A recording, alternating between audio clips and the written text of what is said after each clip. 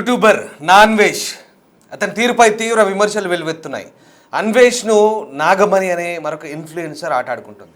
అన్వేష్ భాషపై ఓ రేంజ్లో మండిపడింది ఆమె. నీ సంగతి, నీ పిచ్చుల సంగతి తేలుస్తామంటోంది. అసలు పిచ్ అంటే ఏంటి? అంత నీచమైన భాష అవసరమా? అమ్మాయిలంటే అంత చులకనా? అన్వేష్ను నాగమణి ఆటాడుకుంటుంది.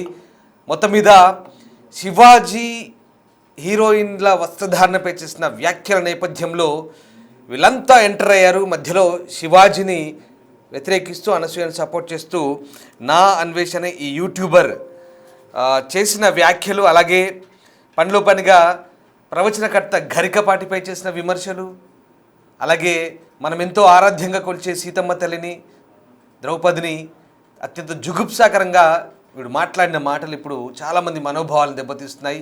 దీంతో ఈ నా అన్వేషణ యూట్యూబర్పై చాలామంది చాలా ఘాటుగా స్పందిస్తున్నారు. ఇంత అహంభావం, అహంకారపూరితమైన మాటలు ఎందుకంటూ అని దుమ్మెత్తిపోస్తున్నారు. ఒక్కసారి నాగమణి అనే ఇన్ఫ్లుయెన్సర్ నా అన్వేషణ గురించి ఏం మాట్లాడిందో చూద్దాం. కొంతమంది బ్యాచ్ సో వాళ్ళ వీడియోస్ కిందకి వెళ్ళి చూడండి. ఎన్ని సామాన్లు ఏంటి సామాన్లు. అయ్యా ఆటగాడా, నువ్వు ఎన్ని పిచ్చుల మీద ఆటాడావు చెప్పావు కదా నువ్వే. నేను పెద్ద ఆటగాడిని, నేను ఎన్నో వందల పిచ్చుల మీద ఆటలాడానని. సరే, నీ ఆటలు కాసేపు పక్కన పెట్టు. అసలు పిచ్ అంటే ఏంటి చెప్పు. పిచ్ అంటే ఏంటి? ఈరోజు శివాజీ గారు సామాన్లు అన్నదానికి ఎంతమంది, అంటే సమాజం, సొసైటీ మొత్తం ఆడవాళ్ళు, నేను మగవాళ్ళ గురించి మాట్లాడట్లా, ఆడవాళ్ళ సపోర్ట్ ఆయనకుంటే కొంతమంది బరి తెగించిన ఆడవాళ్ళ సపోర్ట్ లేదు. అది పక్కన పెట్టండి. శివాజీ గారు ఏదైతే పదం వాడారో సామాన్లు అని, అది ఆయన సృష్టించిన పదం కాదు. ఎవరో సృష్టించి ఆఖరికి చిన్న పిల్లల నోట కూడా నానుతుంది ఇప్పుడు అది. చాలా మంది ఇప్పుడు చూడండి, ఇన్స్టాగ్రామ్స్ ఓపెన్ చేసి, ఇన్స్టాగ్రామ్స్, యూట్యూబ్స్, ఫేస్బుక్స్ ఎన్నెన్ని ఉన్నాయో ఎవరెవరికి అవన్నీ ఓపెన్ చేసి ఒకసారి చూడండి. సామాన్లు. ఇప్పుడు ఇన్స్టాగ్రామ్ లో ఈ గుడ్డలిప్పుకొని తిరిగే బరి తెగించిన బ్యాచ్ ఉంది కదా, ఆడపిల్లల బ్యాచ్, కొంతమంది బ్యాచ్. సో వాళ్ళ వీడియోస్ కిందకి వెళ్ళి చూడండి. ఎన్ని సామాన్లు ఏంటి సామాన్లు, ఎన్ని కామెంట్స్. సామాన్లు అని లేకుండా ఒక్క వీడియో ఉంటే అప్పుడు వచ్చి నా దగ్గర మాట్లాడండి, ఓకేనా? సరే, మొత్తానికి శివాజీ గారు తప్పు చేశారు, సారీ చెప్పారు, కానీ ఎవరికి సరిపోవట్లా. ఇప్పుడు ఆయన ఉరేసేయాలనో, లేదు అంటే ఏ అండమాన్ జైల్లో పెట్టేయాలనో, లేదు అంటే ఏ అడారులో తీసుకెళ్ళో, లేదంటే ఏ మహాసముద్రంలో పడి తోసేయాలనో అన్నంత పగతో రగిలిపోతున్నారు కదా చాలా మంది. కొంతమంది పెద్దవాళ్ళు, నేను వాళ్ళ పేర్లని మెన్షన్ చేయాలనుకోవట్లేదు, ఎందుకంటే వాళ్ళు పెద్దవాళ్ళు కదా. సరే, నువ్వు ఆటలాడావు, నువ్వు 100 ఆటలాడావా, 1000 ఆటలాడావా, 1,00,000 ఆటలాడావా, ఎవరికి కావాలి? నువ్వు ఎందుకు చెప్పావు? నువ్వు ఎన్ని పిచ్చుల మీద ఆటలాడితే ఎవరికి కావాలి? ఆడవాళ్ళు, మగవాళ్ళు, శివాజీ గారిని తప్పుపడుతూ వీడియోస్ చేసిన వాళ్ళకి నేను ఒకటే అడుగుతున్నా, మరి ఈ ఆటగాడు ఆడపిల్లల్లో అమ్మని, అక్కని, చెల్లిని చూడ్డు. ఈయన వీడియోస్ లో చూపించేదే న్యూడిటీ, బట్టలు ఇప్పుకునే వాళ్ళనే చూపిస్తారు కాబట్టి ఈయనకేం తప్పనిపించదు. ఈయన గారికి కజిన్ సిస్టర్స్ ఉన్నారంట, 3 పికిల్స్ సిస్టర్స్. అందులో ఒక సిస్టర్ అంట బెట్టింగ్ యాప్ ని ప్రమోట్ చేసిందంట. ప్రమోట్ చేశాక ఈయన గారు ఫోన్ చేసి చెప్తే, లేదంటే మెసేజ్ చేసి చెప్తేనో ఆవిడ గారు తీసేసిందంట. అందుకని ఆవిడ నేమ్ అండంట. వాళ్ళందరినీ కూడా ఇదిలోకి ఈడ్చాడు, వాళ్ళందరి మీద ఫైట్ చేశాడు, చాలా మంచి ఫైట్ చేశాడు. దీప్తి సునైనా బెట్టింగ్ యాప్స్ ని ప్రమోట్ చేసిందని చెప్పి దీప్తి సునైనా గురించి ఏం మాట్లాడాడు ఆ రోజు ఈ తమ్ముడు అమ్మకి పుట్టాడు కదా, అందుకే తమ్ముడు అని పిలుస్తున్నా. మీరు అనుకోవచ్చు వాడిని ఎందుకు తమ్ముడు అని పిలుస్తారు అక్క అని. వాడు ఒక అమ్మకు పుట్టాడు, అందుకే తమ్ముడు అంటున్నా. దీప్తి సునైనా అంతా చూపిస్తుంది, చాలా బాగా చూపిస్తుంది కదా. మరి చూపిస్తే చూస్తాం కదా, చూస్తాను బానే అన్నాడు కదా. మరి ఈ రోజేంటి ఇలా మాట్లాడుతున్నాడు? చూపిస్తే చూసేస్తారా? చూపిస్తే అది చేసేస్తారా? చూపిస్తే ఇది చేసేస్తారా? మరి వీడు ఎందుకు చూశాడు ఆ రోజు? అమ్మాయి గురించి ఎందుకు అంత చండాలంగా మాట్లాడాడు? మరి వాళ్ళ చెల్లికి చెప్పాడంట, ఆ పికిల్స్ చెల్లికి చెప్తే ఆవిడ గారు తీసేసిందంట. అసలే ఆవిడికి స్వేచ్ఛ, ఇండివిజువాలిటీ చాలా ఎక్కువ ఆవిడ వీడియోస్ లో. మా వరకు అయితే అది విచ్చలవిడితనంలా కనిపిస్తుంది, బట్ మీలాంటి వాళ్ళకి అది స్వేచ్ఛ, సమానత్వం కదా. సో స్వేచ్ఛ, ఇండివిజువాలిటీ కదా, అందుకే చెప్తున్నా. ఆవిడ వీడియోస్ లో చాలా స్వేచ్ఛ, చాలా ఇండివిజువాలిటీ ఉంటది. ఇండివిజువాలిటీని, ఆ స్వేచ్ఛని చూడటానికి చాలా మంది మగ పురుషులు వస్తూ ఉంటారు, మీలాంటి తమ్ముళ్ళు, అన్నలు. అలాంటప్పుడు వీడియోని తీసేలోగా ఎంతమంది చూసారో, ఎంతమంది డబ్బులు మోసపోయారు?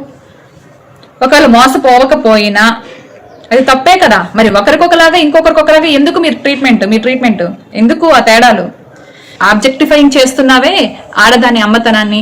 ఏ ప్లేస్ నుంచి అయితే బయటకు వచ్చావో ఆ ప్లేస్ ని నువ్వు పిచ్చు, ఆటగాన్ని అని ఎగతాళి చేస్తున్నావో అదే ప్లేస్ నుంచి, అదే మార్గం నుంచి నువ్వు నీ తల్లి నుంచి బయటపడ్డావు. అది గుర్తుంచుకో. ఈయన గారు 14 ఏళ్ల అమ్మాయికి డబ్బులు అవసరమైతే వాడుకుని డబ్బులు ఇవ్వండి 1000 రూపాయలు అని అంటే ఈయన గారు వాడుకుని ఇచ్చారంట 14 ఏళ్ల అమ్మాయికి. ఇది మరి బయట సర్క్యులేట్ అవుతుంది, ఇది నిజమో కాదో నాకు తెలియదు. ఈయన గారు వచ్చి ఈ రోజున మేకల మీద అత్యాచారాలు జరుగుతున్నాయి, ఆవుల మీద అత్యాచారాలు జరుగుతున్నాయి, హిందువులు చేసేస్తున్నారు, ఏదేదో మాట్లాడుతున్నారు. అంటే విషయం గురించి అవగాహన లేకుండా ఏదో ఒకటి మాట్లాడేద్దాము, ఇప్పుడు మనం వైరల్ అయిపోద్దాము అని మాట్లాడే స్క్రాప్ అన్నమాట ఇది. ఈ స్క్రాప్ అసలు ఈయన గారి ఛానల్ ని జనాలు ఎందుకు చూస్తున్నారు చెప్పండి? అసలు ఈయన గారి ఛానల్ ని చూసేదే ఆ స్క్రాప్ కోసం కదా. ఆ స్క్రాప్ ని జనాలు ఇష్టపడుతున్నారని, జనాలు కలిసి పట్టే కదా ఆయన వీడియోలు చేస్తున్నాడు. ఇంకో మాట, భారతదేశంలో పుట్టి భారతదేశ విలువని తగ్గించే మాట్లాడుతున్నారు కొంతమంది ఆడవాళ్ళు, అలాగే మగవాళ్ళు. వాళ్ళకి చెప్తున్నా విదేశాల్లో వాళ్ళ సాంప్రదాయం ఫస్ట్ నుంచి ఎలా ఉందో ఇప్పటికీ అలాగే ఉంటుంది, వాళ్ళ డ్రెస్సింగ్ ఏం మారిపోవట్లా. బట్ ఇండియాకి వచ్చేసరికి ఎందుకు మారిపోతుంది? మన పెద్దలు మనకి ఎంత స్వేచ్ఛను ఇచ్చారు అంటే, స్టార్టింగ్ లో ఒంటి మీద నూలు పోగు కూడా ఉండేది కాదు ఆది మానవుడు టైంలో. బట్ కొన్ని రోజులు అయ్యేసరికి మనకి సిగ్గు అనేది ఒకటి ఉంది, మన అవయవాల్ని బయటకు చూపించకూడదు అనేది ఒకటి మనకి జ్ఞానం ఇచ్చాడు కదా దేవుడు, ఆలోచించే జ్ఞానం. అందులోంచి వచ్చిన ఆలోచన అన్నమాట మన అవయవాల్ని కప్పుకోవాలి అనేది.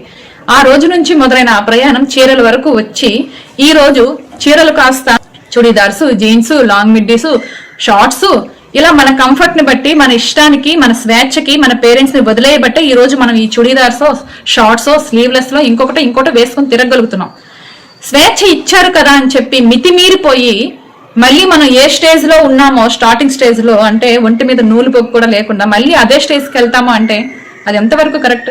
కొంచెం బుర్ర పెట్టి ఆలోచించండి, ఓకేనా? తల్లిదండ్రులు స్వేచ్ఛ ఇచ్చారు కదా అని చెప్పి తల్లిదండ్రులే ఎదిరించే రేంజ్కి వెళ్ళిపోయి మీరేంటి మాకు చెప్పేది? సొసైటీలో పెద్దలు ఎవరైనా మంచి చెప్తే మీరెవరు మాకు చెప్పడానికి? అసలు నువ్వెవడరా అని చెప్పడానికి అసలు మీకు ఏం హక్కు ఉంది? మీకు ఏం అర్హత ఉంది? ఎవరైనా చెప్తే నచ్చితే వినండి, లేకపోతే లేదు. అంతేగాని మూర్ఖంగా వితండవాదం అయితే చేయకండి. ఒకవేళ చేయాలి అనుకుంటే ఇంకా మీ కర్మ. నేను చెప్పేదాని వల్ల మార్పు వచ్చేస్తుందని నేను అన్నాను. ఎందుకంటే నేను చెప్పేదానికి సపోర్ట్ చేసే వాళ్ళు 50% ఉంటే అపోజ్ చేసే వాళ్ళు ఇంకో 50% ఉంటారు. వాళ్ళకి నచ్చవు నా మాటలు. బట్ నచ్చిన వాళ్ళు ఎవరైనా ఉంటే దయచేసి అలాంటి అకౌంట్స్ ని, అంటే సీతమ్మ తల్లి కోసం, ద్రౌపది కోసం, సీతమ్మ తల్లి ఏం టీ షర్ట్ వేసుకుంది, ఏ షర్ట్ వేసుకుందా, ద్రౌపది ఏ షర్ట్ వేసుకుందా, వాళ్ళు ఏ షర్ట్లు వేసుకున్నారని వాళ్ళ మీద రేపులు జరిగాయా?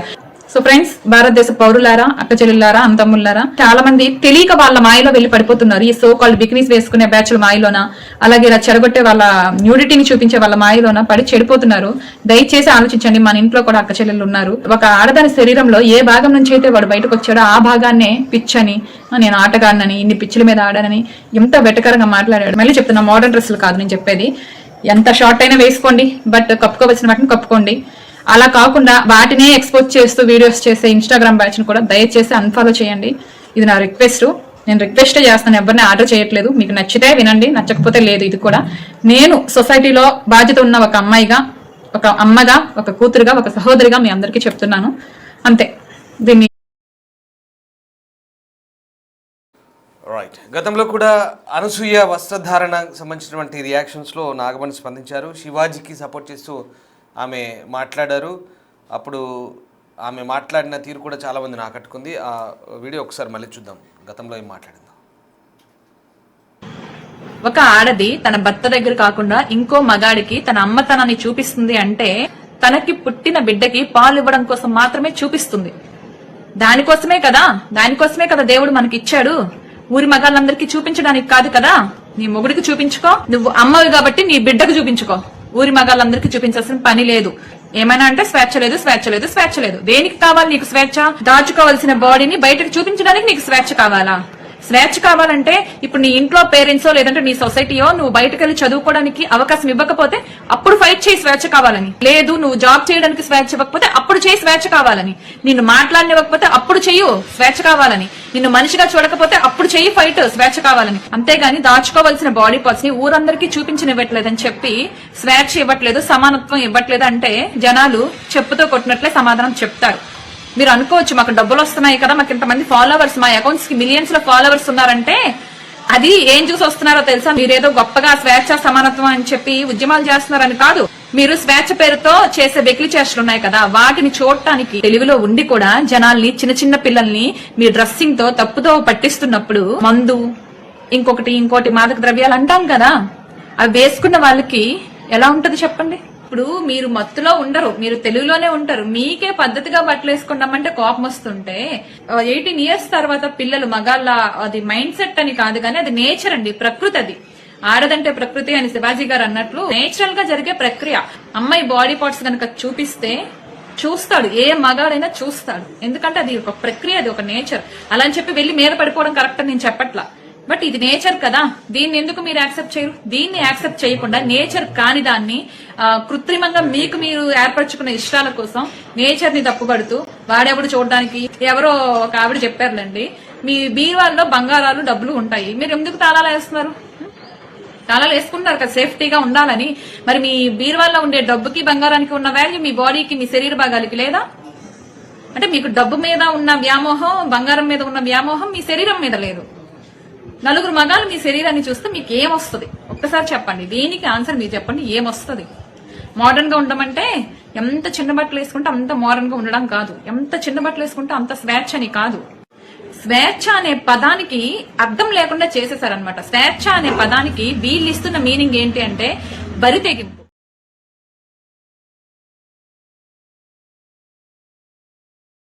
రైట్. ఎప్పటికప్పుడు ట్రెండింగ్ టాపిక్స్ మీద వీడియోలు చేసే అన్వేష్ మాత్రం ప్రతి దాంట్లో తలదూరుస్తాడు. ఈసారి మాత్రం కాస్త నోరు జారాడు. ముఖ్యంగా ఆయన స్పందించిన తీరు అక్కడికి ఆ పర్టికులర్ అంశానికి పరిమితం అయితే బాగుండేది, కానీ అనవసరంగా హిందూ దేవతలపై నోరు పారేసుకున్నాడు. హిందూ దేవి దేవతలపై చాలా జుగుప్సాకరమైన మాటలు మాట్లాడు. మనం ఎంతోమంది ఆరాధ్యంగా భావించే సీతమ్మ తల్లి గురించి తప్పుగా మాట్లాడాడు, ద్రౌపది గురించి తప్పుగా మాట్లాడాడు, ప్రవచనకర్త గరికపాటి గురించి అయితే మరీ దారుణంగా మాట్లాడాడు. చాలా రాద్ధాంతం, ఇదంతా అనవసరమైనటువంటి జుగుప్సాకరమైన మాటలు మాట్లాడి దిగజారుడుతనం అంటారు కదా, ఆ రకంగా ప్రవర్తించినట్టుగా మనకు అర్థమవుతుంది. ఒకసారి ఈ అన్వేష్కు సంబంధించి చాలామంది కామెంట్లు కూడా చేస్తున్నారు. ఆ కామెంట్లను మీకు చదివి వినిపించే ప్రయత్నం చేస్తాను. వాస్తవానికి ఇతను అన్వేష్ ప్రపంచవ్యాప్తంగా తిరుగుతూ వీడియోలు అప్లోడ్ చేస్తాడు. మీకు చాలామందికి తెలియని వాళ్ళ గురించి ఇంకా చెప్తాను. అన్వేష్ అంటే ఎవరు ఇంతకంటే కనుక ప్రపంచం అంతా తిరుగుతూ తనను తాను ఒక ప్రపంచ యాత్రికుడిగా ప్రకటించుకొని ప్రపంచ దేశాలన్నీ చూడుతూ అక్కడక్కడ ఆ ప్రాంతాల గురించి అవన్నీ ఎక్స్ప్లోర్ చేస్తూ వీడియోస్ చూపించుకుంటాడు. సో కానీ ఇతను కొన్ని సందర్భాల్లో అనవసర వివాదంలోకి దూరుతాడనేది ఒక వాదన ఉంది. ఇప్పుడు ఈ ముఖ్యంగా హీరోయిన్ల వస్త్రధారణ గురించి శివాజీ చేసిన కామెంట్స్పై శివాజీని దారుణంగా తిట్టాడు. అలాగే అనసూయకు సపోర్ట్ చేశాడు. అంతవరకు సరే, ఆ అంశం వరకు పరిమితం అయితే బాగుండేది. కానీ ఇక్కడ అనవసరంగా హిందూ దేవతలపై ఆయన చేసిన వ్యాఖ్యలు అయితే హిందూ సంఘాలకు ఆగ్రహం తెప్పించాయి.